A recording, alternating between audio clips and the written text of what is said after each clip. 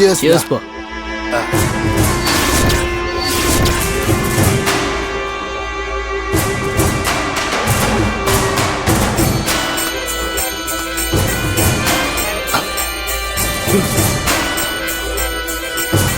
பா நீ தப்பு பண்ணிட்டப்பா. இல்லடா மாவனே, 2 பேருக்கும் ஈக்குவலா தான் சரக்கு ஊத்திருக்கேன். இதுல நான் என்னடா தப்பு பண்ணிட்டேன்? பா நான் இத பத்தி பேசல, உன் தங்கச்சி வீட்டுல பேசினல அத பத்தி பேசுறேன். அவ முடிய பிடிச்சு உலுக்கி உன் பொண்ணு கெட்டு போய் கர்ப்பமா இருக்கா. அவளை கல்யாணம் பண்ணுனா எக்ஸ்ட்ரா பணம் கூட ஸ்ட்ரிக்டாவே கேட்டிருக்கணும். இதுல போய் நல்லவன் மாதிரி நடிச்சு நமக்கு என்னப்பா ஆக போகுது? உன்னால நானும் வேற கஷ்டப்பட்டு அத்தை அத்தைன்னு சொல்லி அப்படியே உருக வேண்டியதா இருக்கு. இதெல்லாம் நமக்கு தேவையாப்பா? மவனே, கட் அண்ட் ரைட்டா பேசினா இதெல்லாம் நடக்காதுடா. கொஞ்சம் விட்டுதான்டா பிடிக்கணும். எல்லாத்தையும் எடுத்தோம் கவுத்தோன்னு பண்ணக்கூடாது. தரக்க ராவா உடனே அடிச்சா என்ன ஆகும்? குடல் வெந்து போவோம், லிவர் கெட்டு போவோம். அதனால நாம என்ன பண்றோம்? கொஞ்சம் தண்ணி, கொஞ்சம் சோடா, இப்படி தொட்டுக்க சைட் டிஷ்ஷு எல்லாம் உள்ள போய் உடம்ப பேலன்ஸ் பண்றது இல்லையா? அதே மாதிரி தான் இதுவும்.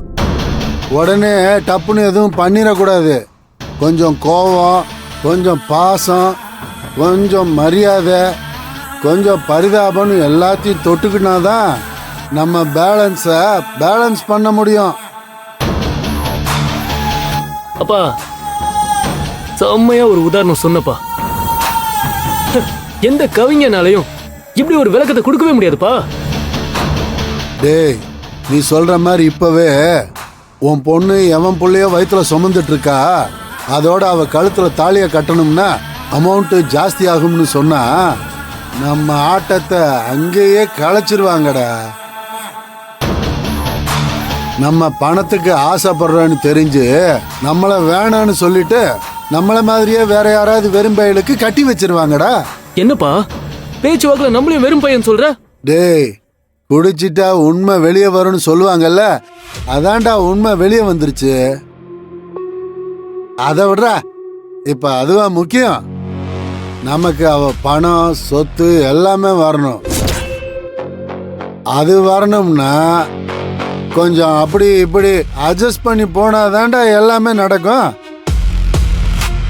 அதனால இப்போ அப்படியே சைலண்டா இருந்துருவோம். இன்னைக்கு நைட்டு மட்டும்தான்டா நமக்கு டைமு. விடிஞ்சா கல்யாணம், அது வரைக்கும் பொறுமையா இருப்போம். கரெக்டா தாலி கட்டுற நேரம் பார்த்து அப்பதான் அந்த விஷயம் நமக்கு தெரிஞ்ச மாதிரி நம்ம ஆக்டிங் கொடுப்போம். வேற வழியே இல்லைன்னு ஒரு நிலைமையை ஏற்படுத்தி அப்ப நம்ம பெருந்தன்மையா விட்டு கொடுக்கற மாதிரி விட்டு கொடுத்து லம்பா ஒரு அமௌண்ட்ட ஆட்டே போடுவோம். சூப்பர்பா. உன் குடிகார மூளைக்குள்ள இவ்வளவு யோசனையா? குடிகார மூளை இல்லடா, இது சூதாட்ட மூளை. சீட்டு விளையாடும் போது எவ்வளவு யோசிக்கிறோம். 100 ரூபா கிடைக்கிறதுக்கு அவ்வளவு யோசிக்கிறோமே. லம்பா கோடிக்கணக்கில் சொத்து கிடைக்கணும்னா நாம எது வேணாலும் செய்யலாமா? அவனே டேய், காலத்துக்கு உக்காந்து குடிக்க வேணாமா?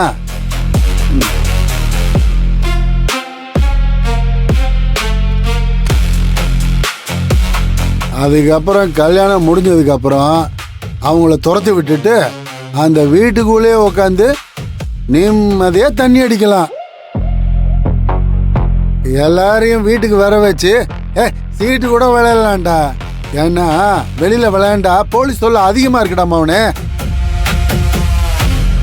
ஒரு பெகு ஊத்துப்பா. Cheers டா.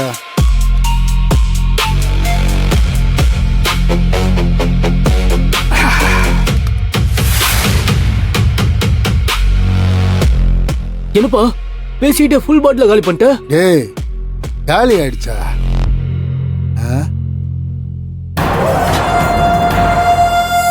சரி விடு, நாளையிலேருந்து 2 ஃபுல்லு வாங்கிக்குவோம்.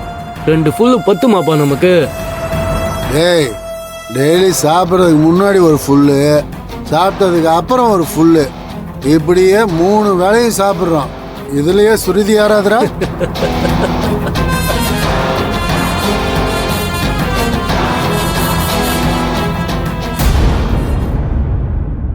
என்ன ஸ்ருதி, எங்க போன? உன்னைதான் தேடிட்டு இருந்தேன். நான் இங்கதான் இருந்தேன். அண்ணி வந்துட்டாங்களா? அவளும் சரவணனும் வெளியே போயிருக்காங்களா? இப்பதான் எனக்கு ஃபோன் பண்ணா. நான் வெளியே போறேன், ஸ்ருதியை கொஞ்சம் பத்திரமா பாத்துக்கோன்னு சொன்னான். இதுதான் அண்ணி வெளியே போயிட்டாங்க. ஆமா. ஐயோ, இவ என்ன இப்படி பதட்டமா ஓடுறா? பூங்குடி சீக்கிரம் வா. பூங்குடி நீ இங்கே நில்லு, நான் போய் வண்டி எடுத்துட்டு வரேன்.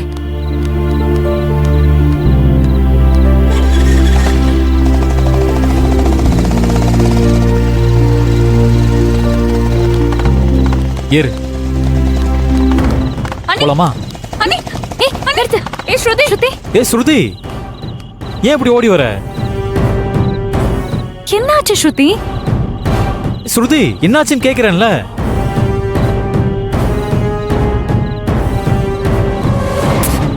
சரவணா, அவளே பாவம் பதட்டமா மூச்சு வாங்க ஓடி வந்திருக்கா. நீ அவளுக்கு போய் தண்ணி கொண்டு வாயே.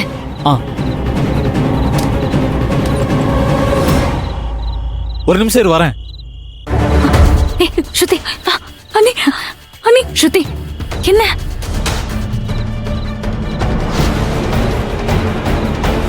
உன் பொண்ணு எங்கேயோ கெட்டு போய் கர்ப்பமா இருக்கா? அவளை கல்யாணம் பண்ணணும்னா எக்ஸ்ட்ரா பணம் கொடுங்கன்னு ஸ்ட்ரிக்டாவே கேட்டிருக்கணும். கரெக்டா தாலி கட்டுற நேரம் பார்த்து அப்பதான் நமக்கு அந்த விஷயம் தெரிஞ்ச மாதிரி நம்ம ஆக்டிங் கொடுப்போம். அவங்க பணவெறி பிடிச்சு அலையுறாங்க அண்ணி. எது நடந்தாலும் அவங்க ஏத்துக்க தயாரா இருக்காங்க. கண்டிப்பா இந்த கல்யாணத்தை நிறுத்த மாட்டாங்க அண்ணி. இத வச்சு அவங்க எவ்வளவு பணம் பறிக்கணும்னு மட்டும்தான் நினைப்பாங்க அண்ணி. இப்ப நான் என்ன பண்ண போறேன்னு எனக்கு ரொம்ப பயமா இருக்கு அண்ணி. ஸ்ருதி, நீ ஒன்னும் பயப்படாத. அவனுங்க எப்பேற்பட்டவனுங்க தான் நமக்கு ஆல்ரெடி தெரியுமே. அவங்கள நான் பாத்துக்கிறேன். நீ டென்ஷன் ஆகாம இரு. அதிகமா பதட்டப்படாத.